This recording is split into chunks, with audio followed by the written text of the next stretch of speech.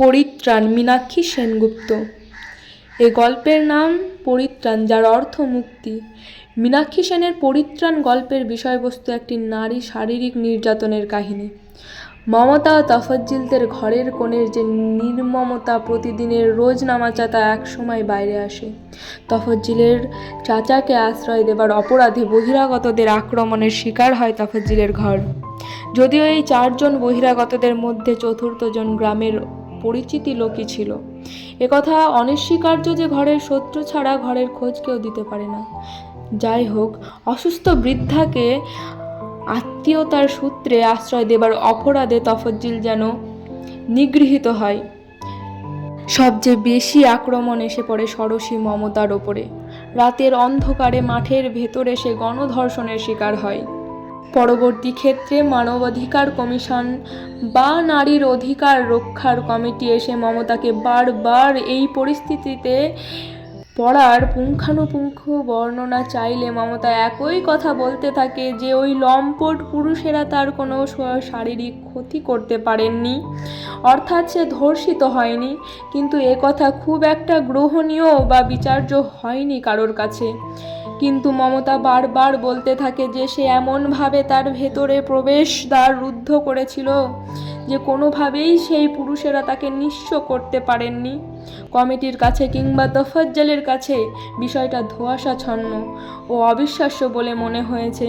কিন্তু গভীর আত্মপ্রত্যয়ের সাথে মমতা বলেছে ভয়ের জায়গা সে বন্ধ করে দিয়েছে, আর কখনো খুলবে না। অর্থাৎ মমতা এটা বোঝাতে চাইছে যে মমতা যখন ঘরের কোণে একজনের হয়েছিল তখন তার ইচ্ছা অনিচ্ছার কোনো দাম ছিল না। এমনকি গল্পকার বলেছেন যে ছেলেপুলেহীন সংসারে তফজ্জলের ঘরে একটা লাঠি রাখা থাকতো, সে আবদ্ধ মমতাকে শাসন করার জন্য। অর্থাৎ কিনা ঘরের ভেতরে তফজ্জলের কামনার কাছে মমতার কোনো ইচ্ছা অনিচ্ছার দাম নেই। জীবন্ত লাশের মতো সে পড়ে থাকতো। কামনার বহ্নি নিঃশেষিত হবার পর পুনর্বার তফজ্জিলের কামনা শিকার হবার জন্য সে তার শরীরকে বিনা প্রতিবাদে প্রায় তৈরি রাখে। কারণ এখানে কোনো প্রতিবাদের জায়গা নেই, না সংসারে না সমাজে। মমতার ওপর তফজ্জিলের ঘর বাঁধার অধিকার আছে। সেই অধিকারে সে যখন তখন তার শরীরকে ভোগ করতে পারে, বিনা প্রতিরোধে, বিনা বাধায়। এটা যদি ধর্ষণ হয়ে না থাকে তাহলে মমতার ওপরে যে শারীরিক অত্যাচার চলেছে বা চালানো হয়েছে সেটা কোনোভাবেই ধর্ষণ হতে পারে না। কারণ যেখানে ইচ্ছা অনিচ্ছার দাম থাকে না, যার শরীর তার কোনো মত খাটে না, সেখানে কি এসে যায় এক বা বহু পুরুষে? মমতা বারবার বলেছে তাকে চেষ্টা চালিয়ে গেলেও তাকে ধর্ষণ করতে পারেনি ওই নারী লোলুপের দল, কিন্তু সেটা বিশ্বাসযোগ্য করে তুলতে পারেননি।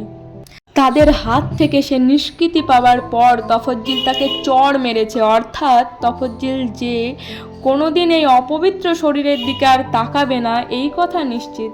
আর মমতা নিজে বয়ান দিয়েছে যে সে ভয়ের দরজা বন্ধ রেখেছে। সে পরিত্রাণ পেয়েছে সব কিছুর হাত থেকে, সমাজের সমস্ত পুরুষের হাত থেকে তার শরীর মুক্তি পেয়েছে। আর তার মন পরিত্রাণ পেয়েছে ভয় থেকে, সমাজের চোখ রাঙানো থেকে। 16 বছরের মমতা তাই আজ আত্মপ্রত্যয়ী। এখন সে নিজের জীবনকে নিজের মতন করে চলতে পারে। গল্পে মমতা ক্যারেক্টারটা এটাই বুঝিয়েছে যে অধিকাংশ পুরুষ মানেই নারীর কাছে শরীর ছাড়া আর কিচ্ছু নয়। শরীরের দরবার তখন সে রুদ্ধ করেছে, পরিত্রাণ পেয়েছে সেই সকল সমাজের সকল পুরুষের হাত থেকে। আজ সে আত্মপ্রত্যয়ী, আজ থেকে সে নিজের জীবন নিজের মতো করে বাঁচবে। মমতার এই আত্মপ্রত্যয়ী এই গল্পের হীরকখণ্ড। এখানেই গড়ে উঠেছে আমাদের গল্পের পরিসমাপ্তি। ভয়েসে বৃষ্টিশীল। নমস্কার।